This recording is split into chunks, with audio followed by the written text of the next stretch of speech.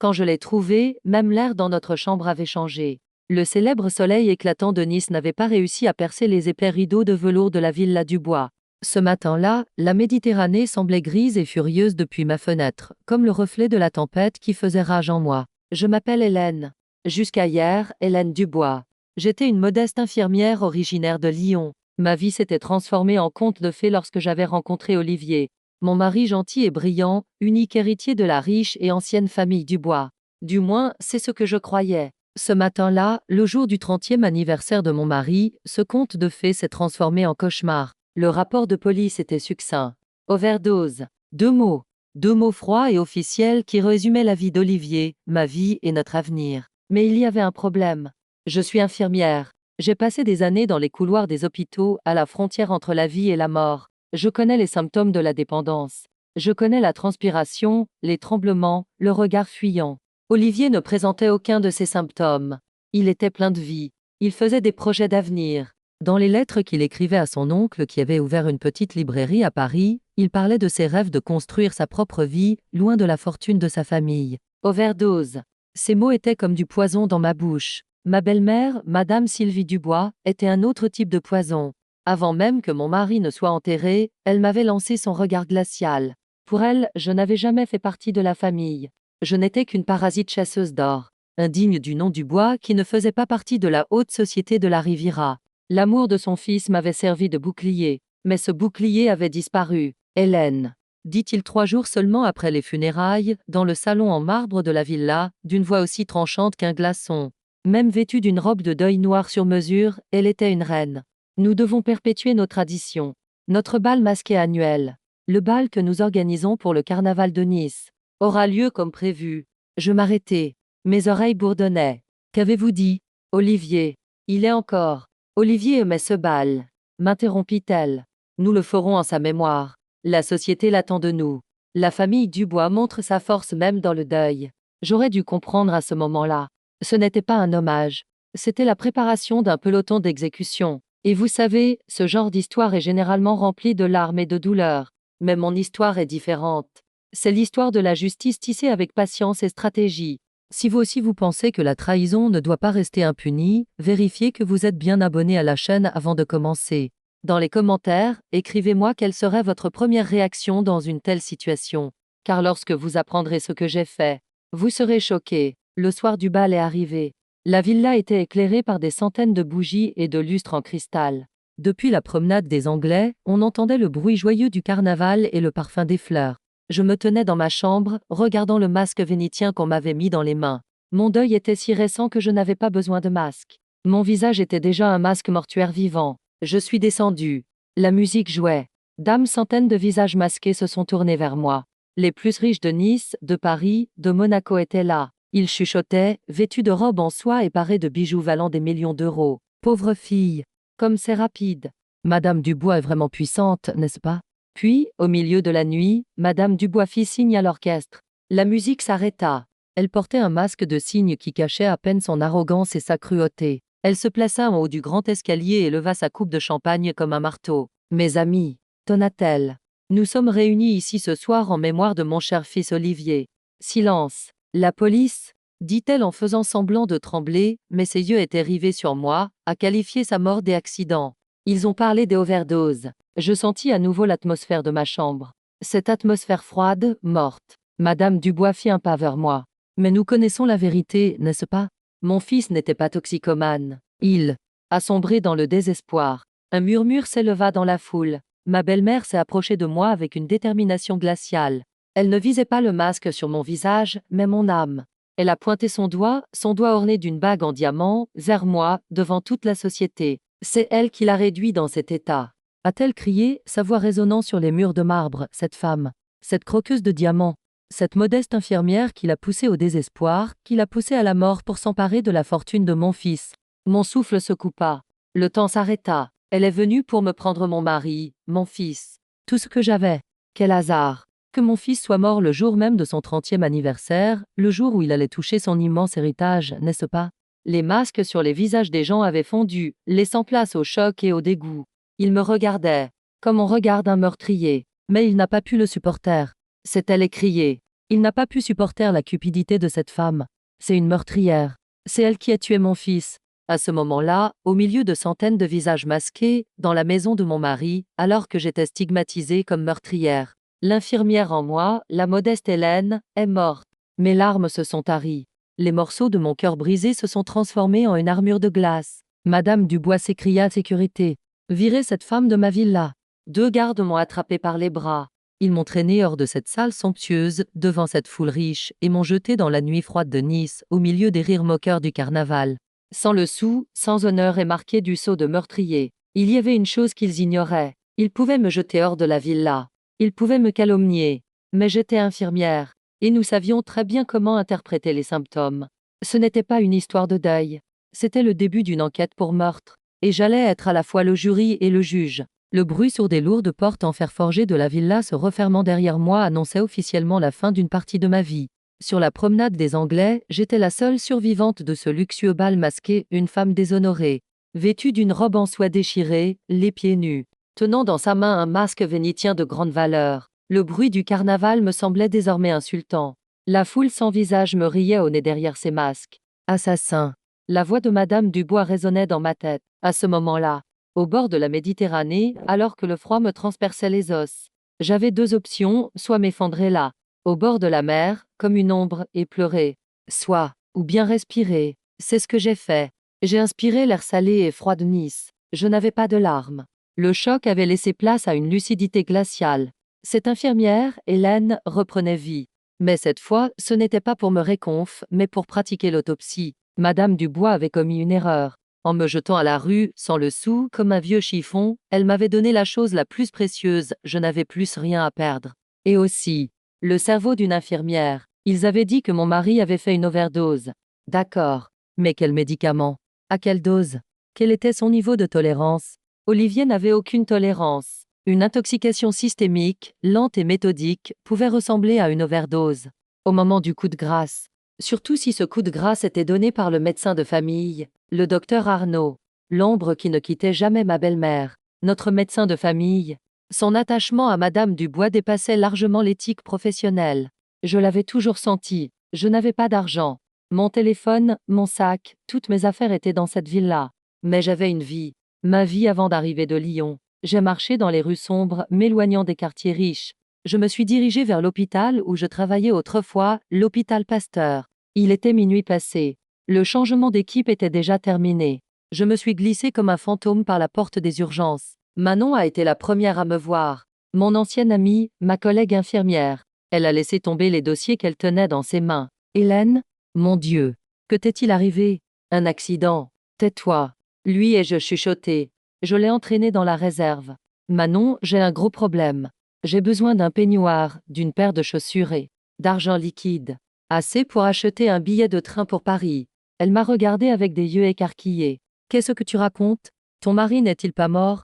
Hélène, Ils disent que je l'ai tué. Le visage de Manon devint livide. Elle aussi connaissait la haute société. Elle aussi avait entendu parler de la cruauté dont pouvait faire preuve la famille Dubois. Elle ne posa aucune question. Comme moi, elle faisait partie de ceux qui voyaient chaque jour le côté sombre de la vie.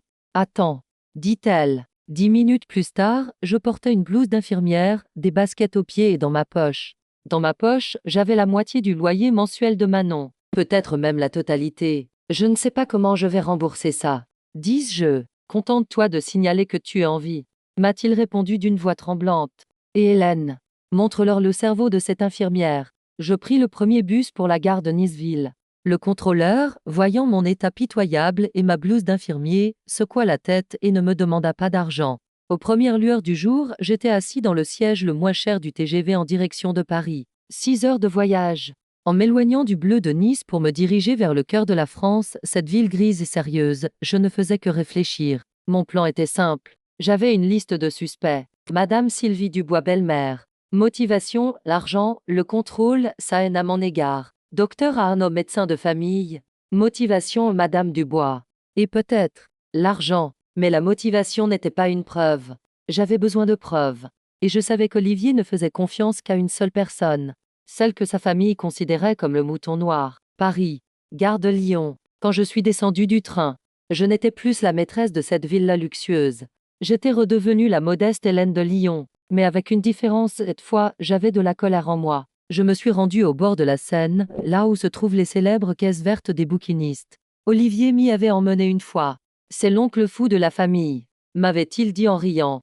Il a renoncé à toute sa fortune pour se consacrer aux livres. Quand je l'ai trouvé, il était assis à son petit étal, en train d'examiner un vieux livre. Antoine Dubois, la honte de la famille. Il portait un vieux manteau élimé et avait un regard intelligent. Il n'a pas été surpris de me voir. Peut-être était-il habitué à voir les Dubois avoir l'air triste. Hélène, dit-il, sans compassion ni colère dans la voix. Juste une inflexion. Je suis désolé pour mon neveu. Il n'aurait jamais dû aller là-bas. Oncle Antoine, dis-je, la voix cassée par le voyage en train et la fatigue. Ils ont dit qu'Olivier était mort d'une overdose. Il ferma le livre sans lever la tête. Le rapport de police. Dame bout de papier. Je suis infirmière, dis-je. Il me mente. Oncle Antoine leva les yeux des pages de ce vieux livre et me regarda vraiment pour la première fois. Ses yeux ressemblaient à ceux d'Olivier. Mais les siens n'avaient pas la pureté éclatante de mon neveu, ils avaient la sagesse de ceux qui ont connu la cruauté de la vie. Bien sûr qu'il mente, ma petite, dit-il calmement. Je le savais. J'attendais juste que tu le comprennes. Que saviez-vous? Mon cœur battait à tout rompre sous cette armure froide. Olivier avait peur, murmura-t-il, comme si le vent sur la Seine nous écoutait. Il m'a écrit des lettres. J'ai reçu la dernière juste avant d'arriver ici. Quelle lettre? Antoine sortit une enveloppe froissée de la poche intérieure de son manteau. L'héritage, dit-il. Son 30e anniversaire n'était pas seulement une fête. C'était une date butoir. Le jour où Olivier allait échapper au contrôle de sa mère et recevoir le véritable héritage, la fortune de son grand-père. Il s'interrompit, puis prononça cette phrase fatidique, et Olivier était convaincu que sa mère ne le laisserait jamais toucher à cet héritage. Il m'avait écrit « Si quelque chose m'arrive, mon oncle, sache que j'ai été empoisonné, et que c'est le docteur Arnaud qui en est responsable. » La dernière phrase d'oncle Antoine resta suspendue dans l'air glacial au-dessus de la Seine. « Sache que j'ai été empoisonné, et que c'est le docteur Arnaud qui l'aura fait. » À cet instant, j'eus l'impression que toutes les lumières de Paris s'étaient éteintes. Le bruit du carnaval, les calomnies de Madame Dubois, mon expulsion dans la rue. Tout cela faisait partie d'un tableau plus grand, plus sombre. Il ne s'agissait pas d'une simple affaire de diffamation motivée par la cupidité. Il s'agissait d'un meurtre prémédité, planifié de sang-froid depuis des mois. Les yeux sages d'Antoine se posèrent sur mon visage. Il cherchait à savoir si j'allais pleurer, si j'allais m'effondrer. Mais l'armure de glace qui m'entourait était désormais incassable. J'étais infirmière. Le sang-froid était mon métier. Montre-moi les lettres, dis-je d'une voix si froide et déterminée que je ne me reconnaissais pas. Antoine hocha la tête. Il ferma les volets de la librairie et mit le cadenas. Ce n'est pas ici. Il m'emmena du boulevard Saint-Michel vers les ruelles étroites du quartier latin. C'était exactement comme Olivier l'avait décrit, tout le contraire de la luxueuse et stérile villa Dubois. Ici, c'était vivant, ça respirait. L'appartement d'Antoine, au dernier étage d'un vieil immeuble, était un refuge poussiéreux mais sûr, rempli de livres. Nous nous sommes assis à table. Antoine a sorti 3 fines enveloppes bleues d'une boîte en bois verrouillée. L'écriture d'Olivier. Comme elle m'avait manqué, je commençais à lire les lettres. La première lettre datait de peu après notre mariage. Il était heureux, mais inquiet. Ma mère insiste pour que le docteur Arnaud me prescrive des compléments vitaminés. Elle dit que je suis tout le temps fatiguée. Pourtant, je me sens bien. Mais quand j'ai refusé, elle s'est mise en colère. Pour avoir la paix, j'ai accepté. La deuxième lettre datait de plusieurs mois plus tard. Hélène, je ne te montrerai pas cette lettre, car je ne veux pas t'effrayer. Mais quelque chose ne va pas. J'ai constamment des nausées. J'ai un goût étrange, métallique, dans la bouche. Le docteur Arnaud a augmenté la dose. Ma mère ne me laisse pas seule un seul instant. C'est comme si on me surveillait. La troisième lettre. Elle a été écrite une semaine seulement avant sa mort. Mon oncle, mon 30e anniversaire approche. J'ai peur. Ce n'est pas de la fatigue. C'est un poison, je le sais. Ne dis rien à Hélène, elle est trop naïve, trop gentille. Je ne peux pas l'entraîner dans ce jeu malsain. L'héritage. L'héritage de mon grand-père. Ma mère ne me laissera jamais toucher à cet argent. Si quelque chose m'arrive avant mon 30e anniversaire, occupe-toi du docteur Arnaud. Je vois les regards qu'ils s'échangent. Ce n'est pas seulement un soupçon, c'est peut-être un adieu. Protège Hélène. Et la dernière ligne, il me tue à petit feu. Je posai la lettre sur la table. Mes mains ne tremblaient pas. Mon esprit était aussi tranchant qu'une lame. Un goût métallique. Murmurai-je. Dame nausée. Une fatigue chronique. Jusqu'à ce que le docteur Arnaud donne le coup de grâce pour faire croire à une overdose. C'est un tas classique d'empoisonnement aux métaux lourds. Arsenic ou thallium. Lent, régulier, difficile à diagnostiquer. Antoine a ajouté, et cette dernière overdose servait à la fois à achever le travail et à créer un bouc émissaire parfait, comme toi. L'infirmière chasseuse d'or qui a poussé son fils au désespoir. Quand j'ai compris à quel point ces plans étaient diaboliques, mon sang s'est glacé. Madame Dubois n'avait pas seulement volé mon mari, elle m'avait également désignée comme sa meurtrière. La police? Ai-je dit. Nous devons aller voir la police. À quel policier, Hélène? Demanda Antoine avec un sourire amer. À la police de Nice? À la police qui est à la botte de la famille Dubois. Que leur donnerons-nous? Les lettres dans lesquelles le défunt écrivait qu'il avait peur de sa mère. Ils se moqueront de nous. Ils nous traiteront de veuves éplorées. Et des oncles jaloux. Et surtout, ils avertiront Sylvie et Arnaud. Nous perdrons notre seule chance. Elle avait raison. Le système était de leur côté. L'argent était de leur côté. La justice était de leur côté. Alors qu'allons-nous faire? Ai-je demandé. Ils ont tué mon mari et ils vont s'en tirer comme ça. C'est l'un de ces moments où l'on s'interroge sur le fonctionnement de la justice. Parfois, la justice ne vient pas à vous. Parfois, vous devez la prendre vous-même. Et si vous êtes dans une situation similaire à la mienne, si vous vous demandez quel prix la justice peut avoir, vous pouvez me soutenir en aimant cette vidéo. Car à ce moment-là, dans cet appartement poussiéreux de Paris, j'ai décidé de payer le prix, quel qu'il soit. Non, dit Antoine. Ils n'en tireront aucun profit, parce que nous serons plus intelligents qu'eux. Ils sont arrogants, Hélène. Ils t'ont jeté dans la rue, toi, cette humble infirmière, et ils ont cru que c'était fini. C'est là ta plus grande arme, ils ne te considèrent plus comme une menace. Je me suis levée. J'ai fait les 100 pas dans la pièce. Mon esprit d'infirmière était passé en mode planification. Nous avons besoin de preuves. Les lettres montrent la motivation, mais ne prouvent pas le meurtre. Il nous faut un rapport toxicologique. Olivier a été enterré, dit Antoine doucement, et une autopsie a été pratiquée sous le contrôle du docteur Arnaud. Pour le déterrer, il faudrait un mandat du tribunal. Et pour obtenir ce mandat, il faudrait des preuves. C'est un cercle vicieux. Alors, dis-je, hésitant, si nous ne pouvons pas prouver le meurtre passé, nous devons les attraper maintenant. Nous devons les attraper en train de couvrir ce meurtre, ou en train de vivre cette relation intime. Entre eux, les yeux d'Antoine se sont mis à briller. Un complot. Un complot. Ai-je confirmé? Le docteur Arnaud et Madame Dubois. Ils ne sont pas seulement des meurtriers, mais aussi des amants secrets. C'est ce que laisse entendre la lettre d'Olivier. Les regards qu'ils s'échangent. Nous devons les faire parler. Je n'étais plus Hélène en deuil. J'étais Hélène, celle qui allait venger son mari. Je n'ai pas d'argent. Dis-je. Antoine sortit un vieux portefeuille bancaire de la pile de livres. La fortune Dubois n'est pas allée uniquement à Sylvie. J'en ai aussi reçu une petite part. Je l'ai utilisée à bon escient. Il posa sur la table bien plus que l'argent que Manon nous avait donné. Dame milliers d'euros. C'est pour commencer. Mais nous devons dépenser cet argent à bon escient. Première étape. Ai-je dit, ma voix empreinte d'une froide détermination. Nous devons retourner à Nice, mais pas à la villa. Dans l'ombre. Nous avons besoin d'yeux et d'oreilles. Nous avons besoin de quelqu'un qui surveille chaque pas, chaque souffle du docteur Arnaud et de Madame Dubois. Un détective privé, dit Antoine. Pas n'importe quel détective, dis-je. Il nous faut le meilleur. Et ensuite, nous tendrons un piège à ces deux-là. Un piège tel qu'ils se retrouveront au milieu du salon de marbre où ils m'ont jeté lors du bal masqué, à s'accuser l'un l'autre, lorsque nous montâmes dans le TGV reliant Paris à Nice. Je n'étais plus cette Hélène désespérée jetée à la rue. Grâce au généreux soutien de mon oncle Antoine, je portais un manteau sobre mais élégant, de couleur sombre, acheté dans l'une des boutiques bondées de Paris, qui ne attirerait l'attention de personne, ainsi qu'un foulard qui cachait mes cheveux et de grandes lunettes de soleil noir. Je n'étais plus une proie, j'étais une chasseuse, et je retournais sur le terrain de chasse, la Côte d'Azur. Ce n'était pas un retour, c'était une infiltration. Lorsque nous sommes arrivés à Nice, nous ne nous sommes pas approchés des quartiers riches et brillants, ni de la villa Dubois, ni de la promenade des Anglais. Antoine m'a emmené dans l'une des ruelles étroites et labyrinthiques du Vieux-Nice, rarement fréquentée par les touristes. Ici, au 4e étage d'un vieil immeuble aux volets délavés, se trouvait un refuge. Poussiéreux, inutilisé depuis des années. Ce serait notre salle de guerre, Sylvie, dit Antoine en regardant la ruelle étroite visible depuis la fenêtre. Dans sa villa luxueuse, il pense que tu es déjà rentré à Lyon et que tu pleures dans un coin.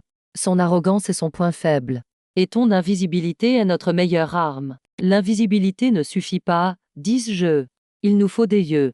Antoine composa un numéro dans son ancien annuaire téléphonique. J'avais aidé un ami à l'époque. Il m'avait dit, si un jour tu en as besoin. Ce jour est arrivé.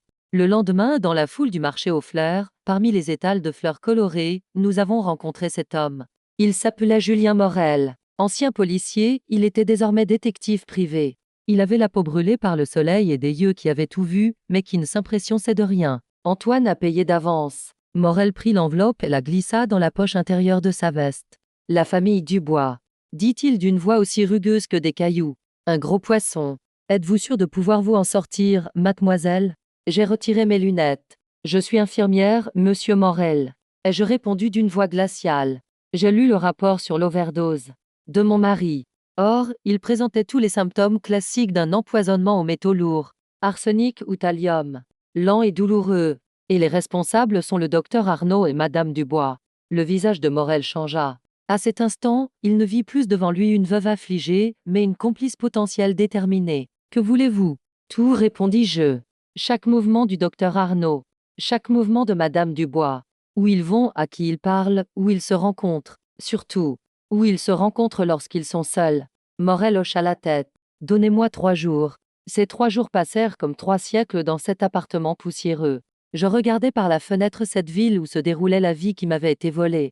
Le soleil éclatant de Nice me semblait désormais être un mensonge. Le soir du 3e jour, Morel frappa à la porte. Son visage était inexpressif. Il posa une petite clé USB et une enveloppe sur la table. Ils ne sont pas arrogants, dit-il. Ils sont stupides. Antoine a branché la clé USB sur son ancien ordinateur portable. Les photos se sont ouvertes. Madame Dubois et le docteur Arnaud. Mais pas dans la villa. Ni dans le cabinet du médecin. Non. Il se retrouvait dans un appartement luxueux, secret, que le docteur Arnaud louait discrètement dans le quartier chic de Cimier, à Nice. Les photos étaient nettes. Au début, ils arrivaient séparément. Puis, les photos à l'intérieur. Dames étreintes, dames toast, la belle-mère affligée, et le docteur professionnel, avaient disparu, remplacés par 2 amoureux, 2 complices. C'était la preuve de ce qu'Olivier avait écrit dans sa lettre. Ces regards qu'ils s'échangeaient. Ils ne sont pas mariés, dit Morel. Pourquoi cachent-ils leur relation? Qu'un médecin soit avec la mère de son patient. Ce n'est pas éthique, mais ce n'est pas illégal. À moins qu'ils n'aient tué ce patient ensemble. Ai-je complété? À ce moment-là, j'ai senti la puissance de la preuve que j'avais entre les mains. Ce n'était pas seulement une photo compromettante, Hélène. C'était la première preuve concrète d'un complot meurtrier. Ils avaient une relation. Et un secret. Les gens écrasés par le poids d'un tel secret commettent des erreurs. Il faut les faire parler. Ne pensez-vous pas que la plus grande peur d'un meurtrier est la trahison de son complice?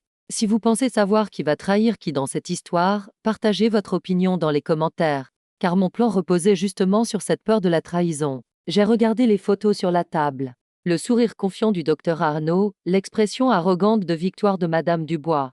Il ne savait pas encore. Il ne savait pas que cette infirmière chasseuse d'or, marquée du sceau de meurtrière, qui errait dans les rues de Nice préparait en fait leur fin. Je me suis tourné vers Morel. Ma voix était ferme. Ces photos prouvent la motivation, monsieur Morel, mais pas le meurtre. Il m'en faut plus. Morel haussa les sourcils. De quoi d'autre? Nous devons entrer dans cet appartement, dis-je. Ces murs ne parlent pas. Mais je peux leur donner la parole. Les photos ne me suffisent pas, Julien. J'ai besoin d'entendre leur voix. Je dois les entendre parler de la façon dont ils ont tué mon mari dans leur maison sécurisée. J'entendis Antoine retenir son souffle. Ce n'était plus seulement une enquête, c'était désormais une opération illégale. Morel a esquissé un léger sourire pour la première fois ce jour-là. Madame l'infirmière, a-t-il dit, vous êtes bien plus dangereuse que vous ne le paraissez. Pas autant que ceux qui ont tué mon mari. Répondis-je. Pas autant que ceux qui ont tué mon mari. Ai-je dit. Ces 3 mots restèrent suspendus dans l'air poussiéreux de cet appartement du Vieux-Nice. Julien Morel, cet ancien policier à la voix grave, me regarda longuement. Ce regard n'était pas hésitant, mais calculateur. Il évaluait si j'étais folle ou non, jusqu'où cette affaire pouvait aller. Finalement, il prit une profonde inspiration. Ce que vous demandez, dit-il d'une voix basse et tranchante, n'est plus une enquête, mademoiselle. C'est une violation de domicile et une écoute illégale. Si nous nous faisons prendre, la fortune des Dubois ne pourra pas nous sauver. En fait, les avocats de madame Dubois trouveront le moyen de vous faire passer pour une veuve obsédée et vengeresse, et de vous faire emprisonner. Et je perdrai ma licence. Et si nous ne nous faisons pas prendre? Demandai-je, sans la moindre hésitation dans la voix. Et si nous nous faisons prendre, monsieur Morel? Intervint Antoine, dont la voix était pour la première fois aussi dure. Même dans ce cas, nous serons plus innocents que ces 2 monstres qui ont tué ma nièce. Nous paierons le prix à payer. Pouvez-vous le faire ou non? Morel sortit un paquet de cigarettes de la poche de sa veste, puis le reposa sur la table. C'est faisable, dit-il. Mais nous avons besoin d'une routine. Nous devons savoir quand ils entrent dans cet appartement, cette maison sécurisée, et combien de temps ils y restent. Et surtout, nous devons savoir quand ils en ressortent. Installer un dispositif d'écoute là-bas.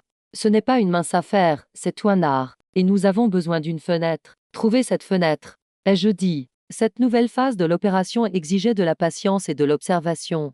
Morel et son équipe, notre armée de l'ombre, ont commencé à surveiller le luxueux appartement de Cimier. Chaque jour, Antoine et moi attendions dans notre salle de guerre, dans cet appartement poussiéreux, les nouvelles de Morel. Pendant la journée, comme si j'avais une vie normale, je me fondais dans la foule avec mon foulard et mes lunettes, marchant dans les rues de Nice comme un fantôme que personne ne reconnaissait. La colère qui m'habitait n'était plus brûlante. Elle était froide, méthodique. Comme le scalpel d'un chirurgien, elle attendait, sachant quand et où frapper. Le 4e jour, le téléphone a sonné. C'était Morel. La routine est établie, dit-il. Il se retrouve les mardis et jeudis soirs à septembre heure. Le docteur arrive en premier et prépare la maison.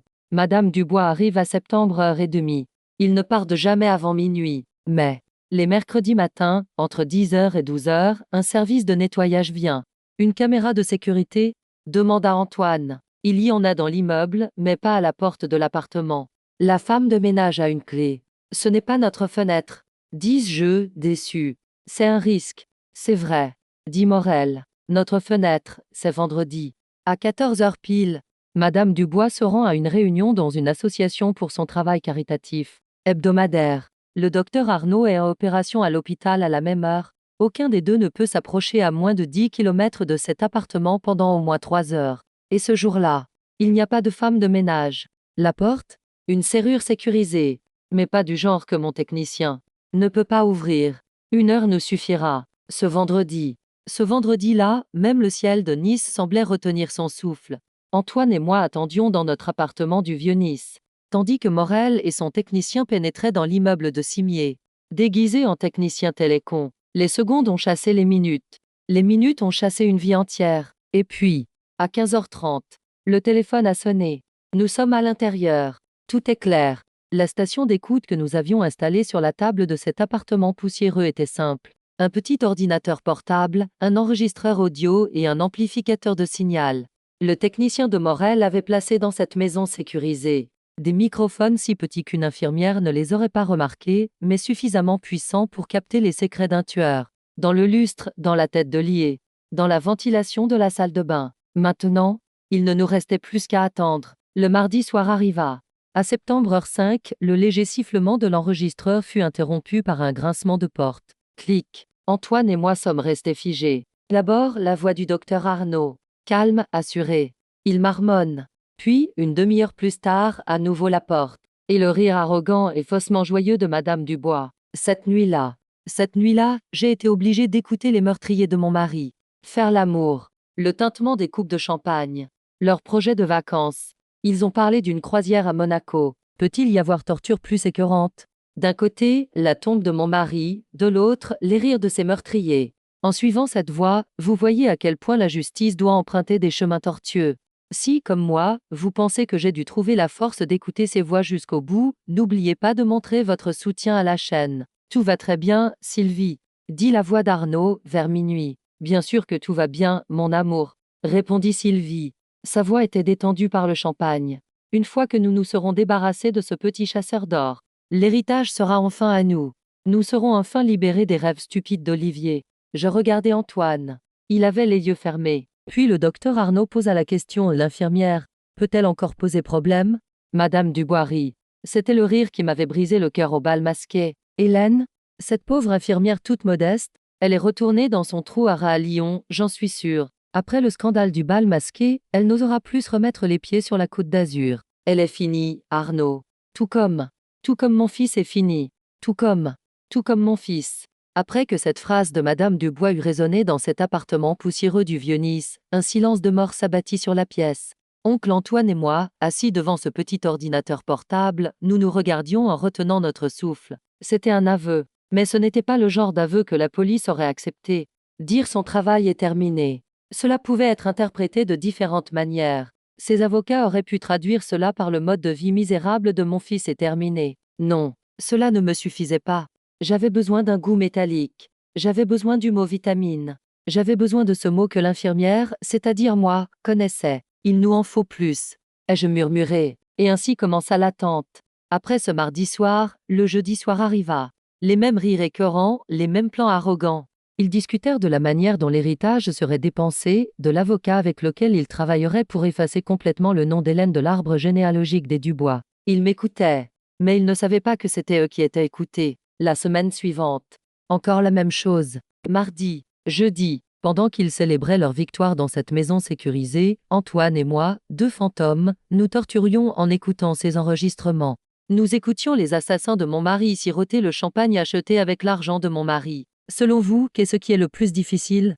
Être trahi ou devoir attendre patiemment, alors que la justice est si proche, sans pouvoir la toucher? Dites-le moi dans les commentaires, je ne sais toujours pas où j'ai trouvé cette patience. Dans ces moments-là, vous comprenez que la seule chose qui vous donne de la force, c'est cette colère glaciale. Il ne parle pas. Ai-je dit à la fin de la 2e semaine, la déception se reflétant dans ma voix. Pourquoi en parlerait-il? Le meurtre a été commis, c'est terminé. Pour eux, c'est une affaire classée. Oncle Antoine se tenait devant la fenêtre, observant cette rue étroite. Parce que, dit-il calmement, ils n'ont aucune raison de rouvrir un dossier clos. Pas encore. Je le regardais. Que veux-tu dire? Les gens sont arrogants, Hélène, dit-il. Tant qu'ils n'ont pas peur, ils ne font pas attention. Pour l'instant, ils n'ont pas peur de toi. Ils sont dans leur villa. Ils ont l'argent. Il faut les pousser un peu. Comment?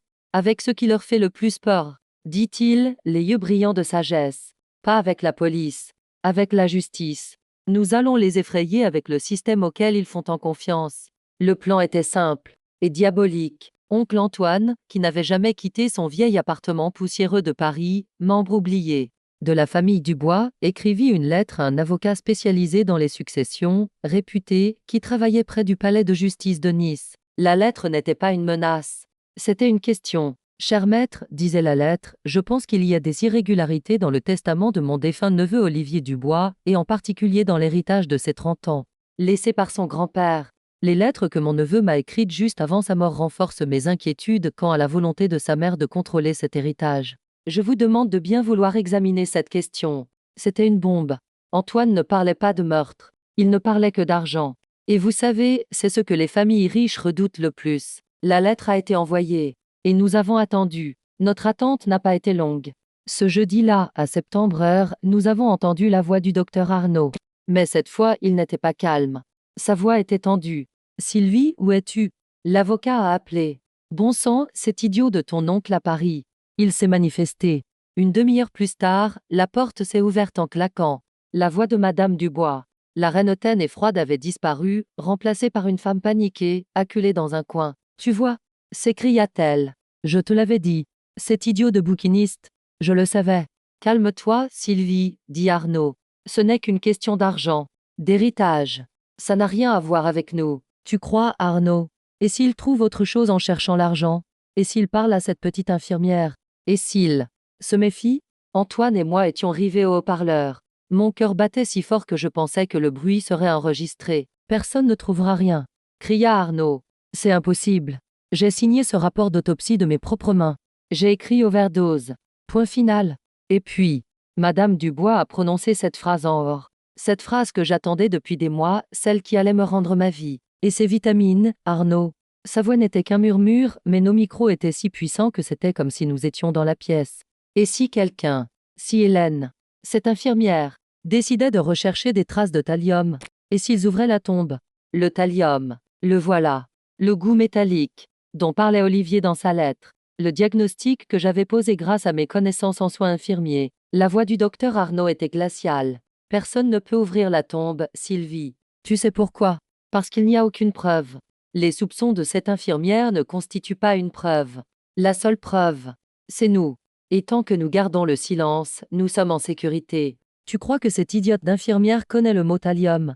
Tu crois qu'elle connaît la formule parfaite, lente et sans trace que nous utilisons pour le poison? Elle est partie. Et nous avons gagné. Maintenant, tais-toi et ouvre cette bouteille de champagne. J'ai appuyé sur le bouton stop de l'enregistreur. La pièce est devenue silencieuse. J'ai regardé Antoine. Il n'y avait pas de sourire sur son visage. Juste Une fin. La partie est terminée. Ai-je murmuré. Cette célèbre expression de l'analyse. La partie est terminée. Non, petit, a dit Antoine Amka en enfilant son manteau. Le jeu commence maintenant. Nous avons la motivation, le complot et les aveux. Mais il nous manque quelque chose. Qu'est-ce donc? Une preuve concrète et scientifique, répondit-il.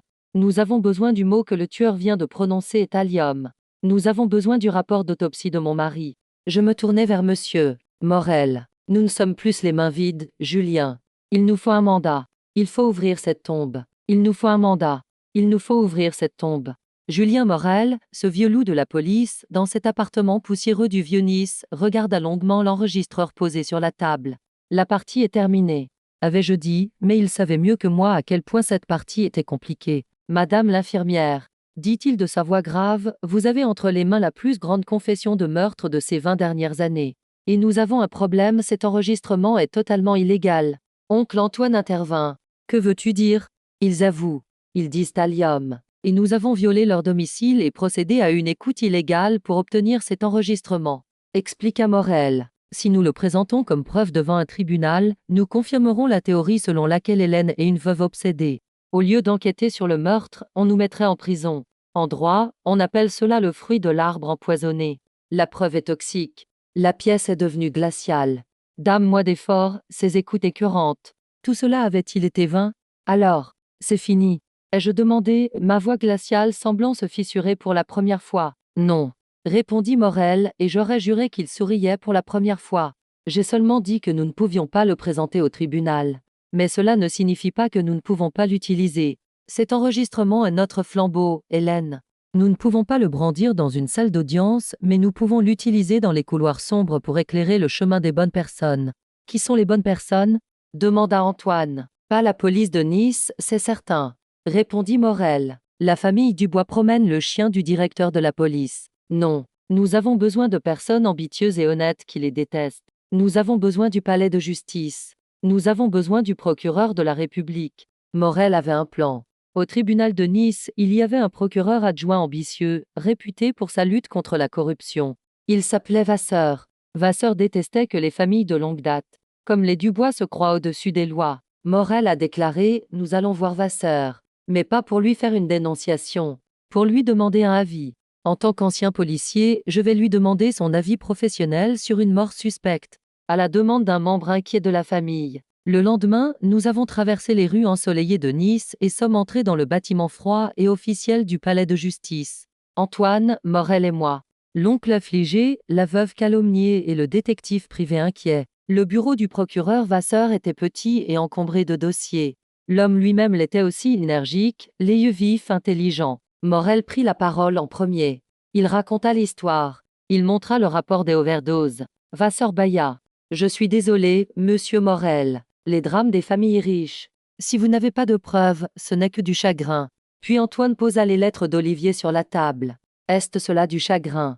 Monsieur le procureur ?» Le visage de Vasseur changea. Il lut les lettres. Une motivation. Mais pas un meurtre. Morel posa les photos de la maison sécurisée. De cimier sur la table. C'est aussi un complot. Monsieur Vasseur, le docteur Arnaud et Madame Dubois. Le procureur Vasseur se pencha en arrière. C'est une catastrophe éthique. Mais ce n'est toujours pas un procès pour meurtre. Et puis, j'ai pris la parole. De ma voix d'infirmière, calme et glaciale. Vous avez vu qu'Olivier parlait d'un goût métallique. Dans sa lettre, dis-je. La deuxième lettre. C'est un symptôme classique d'empoisonnement au thallium, monsieur. Fatigue chronique, nausées, troubles neurologiques. Les vitamines prescrites par le docteur Arnaud étaient en fait un poison dont la dose était progressivement augmentée. Et ce qu'ils appellent la surdose finale était probablement une dernière injection destinée à arrêter son cœur. Je suis infirmière. Je pose un diagnostic, il s'agit d'un meurtre. Vasseur m'a regardé. Ses yeux étaient désormais intéressés. C'est une accusation grave, madame. Mais le rapport d'autopsie du docteur Arnaud, il est faux. Ai-je répondu. Où sont les preuves? Morel sortit la petite clé USB. La preuve est ici, monsieur le procureur. Mais il y a un problème. Vous ne devez pas entendre officiellement cette preuve. Parce que c'est illégal. Il y eut un silence de quelques secondes dans le bureau de Vasseur. Puis le procureur se leva, verrouilla la porte et ferma les rideaux. Je vais mettre mes écouteurs, dit-il. Et vous allez me parler d'un scénario hypothétique. Et moi, Je n'aurais rien entendu. Dans cette pièce, en écoutant la voix des assassins de mon mari dans ses petits écouteurs, l'expression du visage du procureur Vasseur. Je ne l'oublierai jamais. D'abord la stupéfaction, puis la colère, puis la froide détermination d'un chasseur. Il a arrêté l'enregistrement. Il a retiré ses écouteurs. Merci, a-t-il dit. Je n'ai rien entendu. Mais la seule chose que j'ai entendue, c'est le diagnostic de saturnisme, posé par Madame Hélène Dubois en tant que médecin légiste. Et ce diagnostic, associé aux lettres d'Olivier, suffit pour demander l'autorisation d'ouvrir la tombe. À ce moment-là, j'ai compris comment fonctionnait le système. La justice avait parfois besoin de preuves illégales chuchotées dans l'ombre pour rendre justice. Pensez-vous que cela soit juste? Le fait de recourir à des moyens illégaux pour obtenir justice corrompt-il cette justice? Ou pensez-vous, comme moi, que tous les moyens sont bons pour que ces meurtriers obtiennent ce qu'ils méritent? Abonnez-vous à la chaîne et donnez-moi votre avis dans les commentaires. La guerre avait commencé. Le procureur Vasseur avait déposé sa requête, et Madame Dubois, cette reine arrogante, a répondu.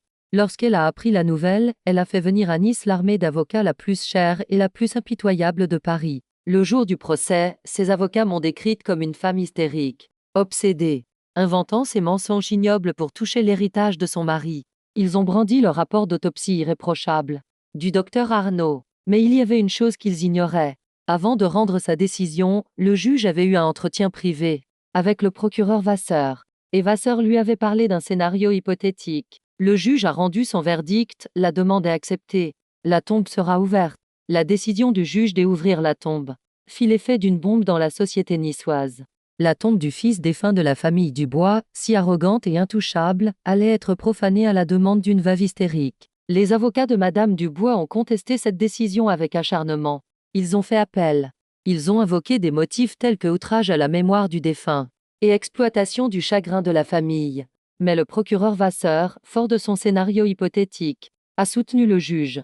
L'appel a été rejeté. Le jour de l'ouverture du tombeau, le temps était gris et maussade, tout comme la Méditerranée le matin où j'ai trouvé mon mari. Je me suis rendu au cimetière du château, ce riche cimetière de Nice. Je portais un manteau noir et de grandes lunettes qui cachaient mon visage.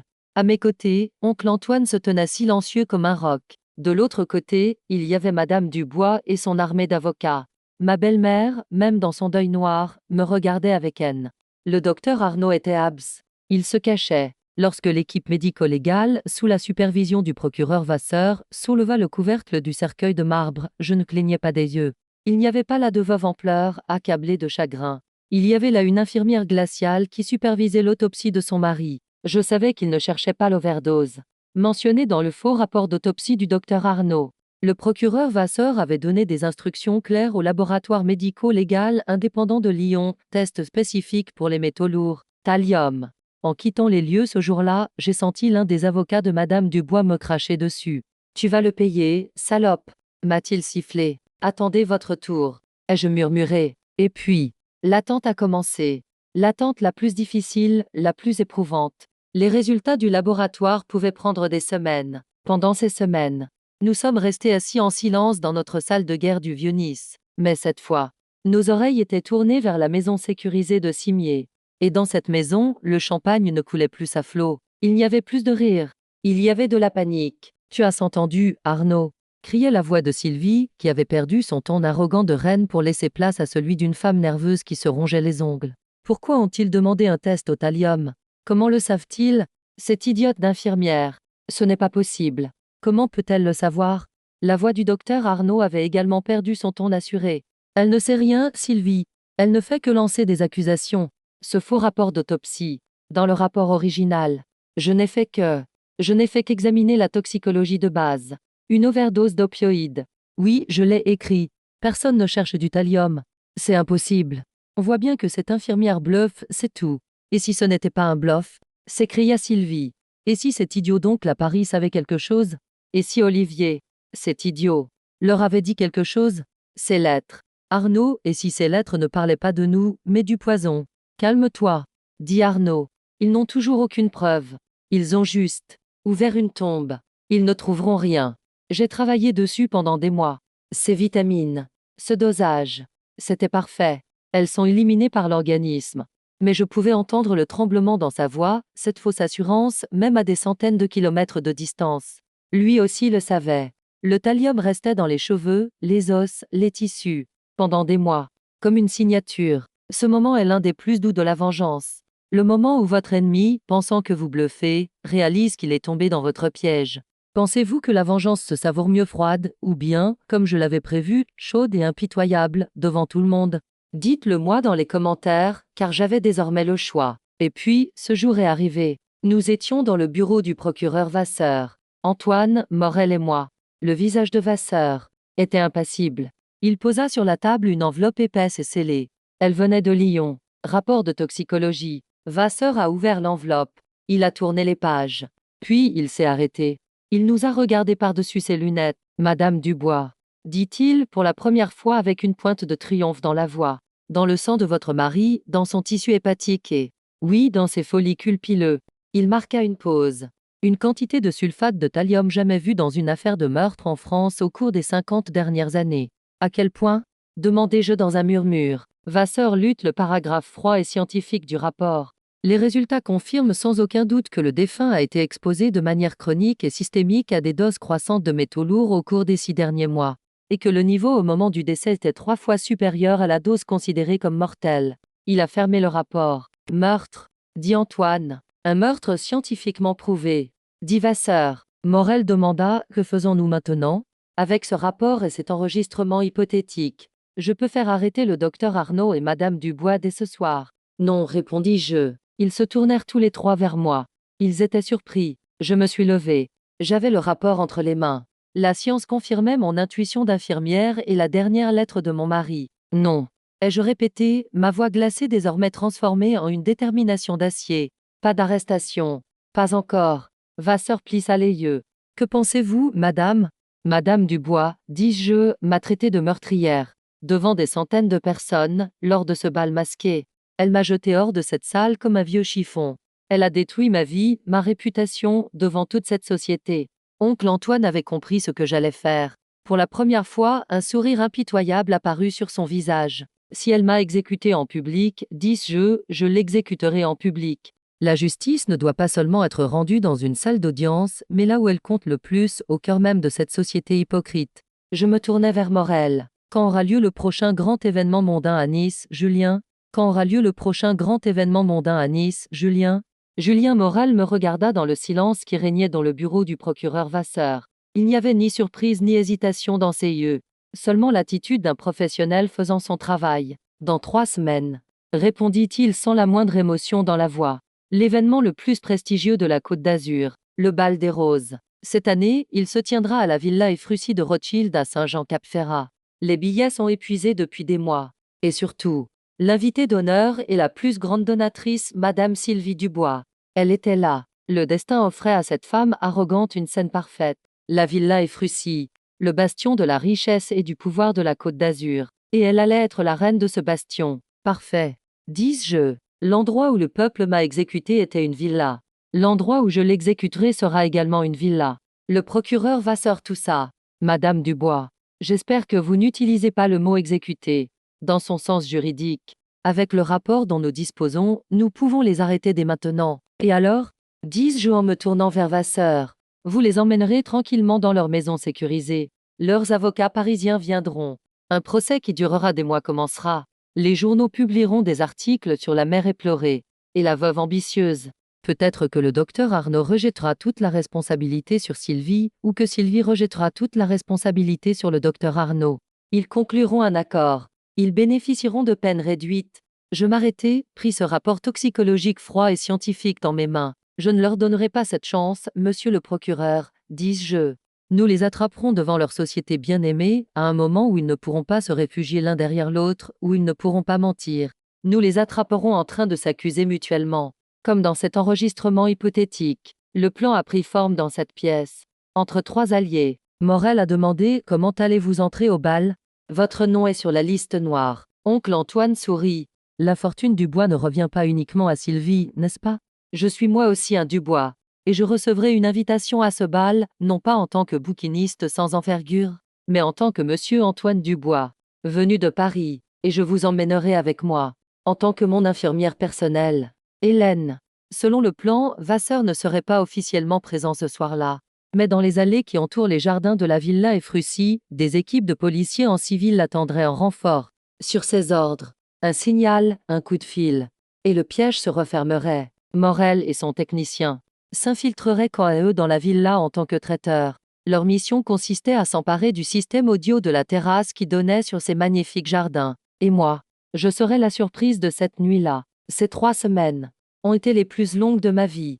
Je ne me cachais plus dans cet appartement poussiéreux du Vieux-Nice. Antoine m'avait réservé une suite dans un hôtel de luxe à Monaco, où personne ne pourrait me relier à Hélène Dubois. Et je me suis préparée. Je n'avais plus ce manteau noir invisible. Je n'avais plus ce masque de veuve éplorée.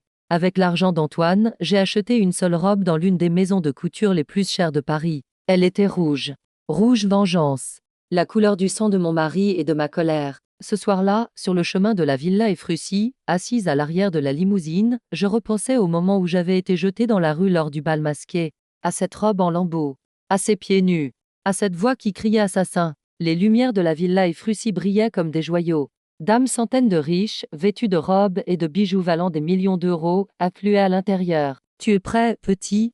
demanda Antoine. « Je suis prête, » répondis-je. Et vous savez, le plus beau dans un piège, c'est que votre proie y tombe par orgueil.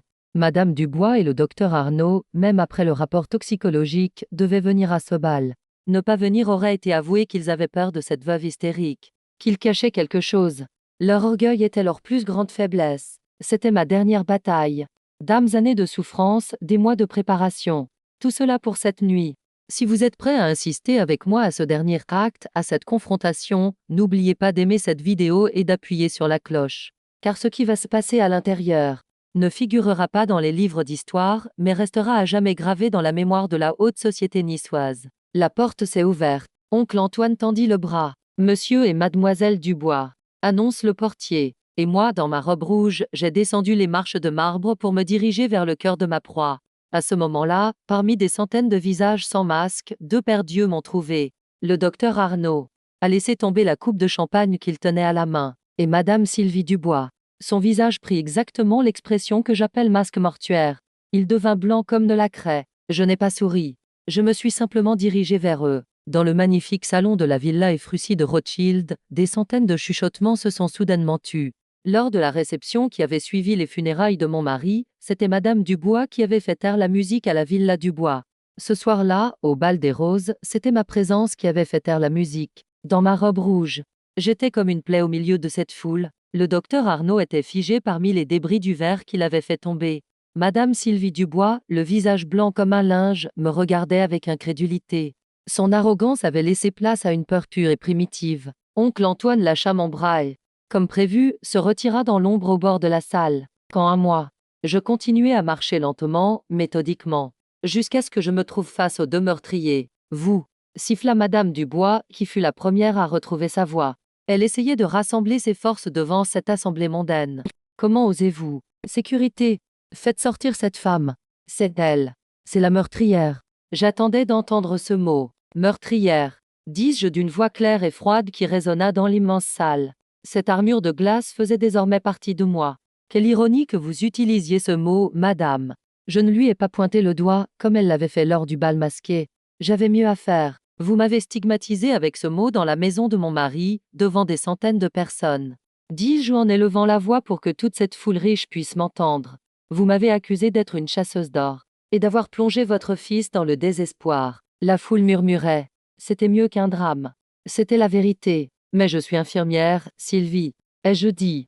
C'était la première fois que j'utilisais son prénom. Mon travail n'est pas de désespérer, mais de lire les symptômes. Et mon mari, votre fils, ne présentait pas de symptômes de surdose. Je glissai ma main dans la poche élégante de ma robe. Il présentait les symptômes d'une intoxication aux métaux lourds. J'ai sorti 2 documents. Voici, dis-je en brandissant le premier document. Le rapport toxicologique officiel du laboratoire médico-légal de Lyon. Dames échantillons prélevés sur la dépouille exhumée sur décision du juge. Résultat 3 fois la dose mortelle de sulfate de thallium a été trouvée dans le corps d'Olivier Dubois. Le salon se figea. Le mot thallium résonna comme un juron à ses oreilles fortunées. Meurtre, dis-je, en faisant résonner ce mot froid contre les murs de marbre. Mais j'avais une question. Qui lui a donné ce poison?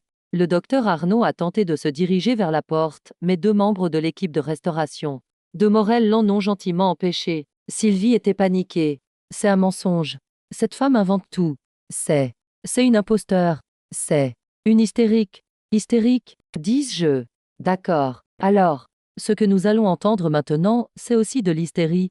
Je regardais le technicien de Morel sur la terrasse. Un petit signe de tête, puis un grésillement s'est fait entendre dans les haut-parleurs placés aux quatre coins de cette magnifique salle. Au lieu de la douce musique classique du bal des roses, un tout autre son a retenti. Pourquoi ont-ils demandé un test au thallium? Comment le savent-ils? Cette idiote d'infirmière. Impossible. Comment pourrait-elle le savoir? C'était le cri aigu et paniqué de Madame Dubois. Tout le monde dans la salle l'a reconnue. Les yeux de Sylvie s'écarquillèrent d'horreur. Puis, la voix arrogante du docteur Arnaud retentit. Tu crois que cette idiote d'infirmière connaît le mot thallium? Tu crois qu'elle connaît la formule parfaite, lente et sans trace que nous utilisons pour notre poison? Elle est partie. Et nous avons gagné. Et le coup de grâce. Cette phrase qui a tout détruit pour moi, son travail est terminé, Arnaud. Tout comme celui de mon fils. Le silence. Ce silence absolu, assourdissant. L'expression sur les visages de la haute société niçoise, des princes monégasques, des industriels parisiens. Cet instant valait tout. Madame Dubois se tourna vers le docteur Arnaud. À cet instant, cette reine arrogante, cette amante meurtrière, comprit qu'elle était prise au piège. Vous, s'écria-t-elle, c'est votre faute. Vous auriez dû tout effacer dans ce stupide rapport. Incompétent. Vous avez tout déché. Moi? S'écria le docteur Arnaud, acculé comme un rat. C'est toi qui m'as poussé à le faire. Pour cet héritage. C'est toi qui as dit, il faut se débarrasser de lui, Arnaud. Ils se disputaient. Tout comme dans cet enregistrement hypothétique. À ce moment-là, le procureur Vasseur entra par la porte principale avec son équipe de policiers en civil. Les flashs crépitaient. Morel avait réussi à faire entrer un journaliste. Madame Sylvie Dubois. Docteur Jacques Arnaud. Dit la voix officielle de Vasseur. Vous êtes en état d'arrestation pour avoir planifié et commis le meurtre au premier degré d'Olivier Dubois, pour avoir trompé la justice et pour complot. Alors qu'on lui passait les menottes, Sylvie se jeta vers moi dans un dernier élan. Salope, tu vas payer. Tu m'as volé mon fils. Non, madame. Dis-je, ma voix glaciale s'adoucissant pour laisser place à une sérénité fatiguée. C'est vous qui m'avez volé mon fils. Je n'ai fait que rétablir la justice. Alors que je les faisais sortir de la salle, cette foule riche, cette société hypocrite, me regardait. Mais plus comme on regarde un meurtrier. Oncle Antoine s'approcha de moi. Il posa son bras sur mon épaule. Nous avons quitté la villa Efrussi. En respirant l'air frais de la Méditerranée, j'ai eu l'impression de respirer vraiment pour la première fois depuis des mois. J'étais libre. Et ensuite, que s'est-il passé? C'est ce que l'analyse appelle l'épilogue. Ou le rapport final. L'affaire est devenue la plus médiatisée de France. Les enregistrements audio, le rapport toxicologique, les lettres. Ils n'avaient nulle part où aller. Ils ont continué à s'accuser mutuellement. Le docteur Arnaud a proposé de coopérer, mais il était trop tard. Il a été condamné à 25 ans de prison et son droit d'exercer la médecine a été révoqué à vie. Madame Sylvie Dubois, cette reine arrogante, a été reconnue coupable d'avoir lentement empoisonné son fils pour hériter de sa fortune. Prison à perpétuité. Son cri Hélène, dans la salle d'audience était bien plus pitoyable que celui qu'elle avait poussé lors du bal masqué. Dubois a perdu toute sa fortune. Et moi, cette infirmière chasseuse d'or, tout l'héritage est revenu à moi en tant qu'épouse légitime d'Olivier et à mon oncle Antoine. J'ai immédiatement vendu la villa Dubois, cette maison remplie de souvenirs empoisonnés. Qu'ai-je fait de cet argent? Je n'ai pas bâti d'empire. Je n'ai pas mené une vie de luxe. Je suis retourné à Lyon. Là-bas, j'ai créé la Fondation Dubois pour l'espoir, qui octroie des bourses à des étudiants brillants en médecine mais sans ressources financières, au nom d'Olivier. Et j'ai repris mon ancien travail. Je suis toujours Hélène. Je suis toujours infirmière. Justice a été rendue. Peut-être pas par la voie légale, mais à ma manière. Alors pensez-vous que cela était suffisant? À ma place, qu'auriez-vous fait avec cet argent? J'attends vos commentaires. Et merci d'avoir suivi cette histoire avec moi jusqu'à la fin.